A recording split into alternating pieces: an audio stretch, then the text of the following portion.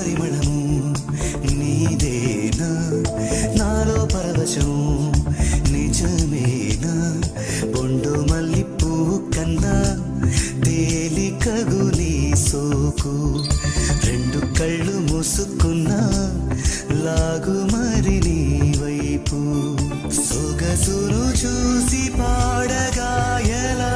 కనులకు మాట రాదుగాల వింతల్లోనూ కొత్త వింత నువ్వేనా ఆ అందం అంటే అచ్చంగాను నువ్వే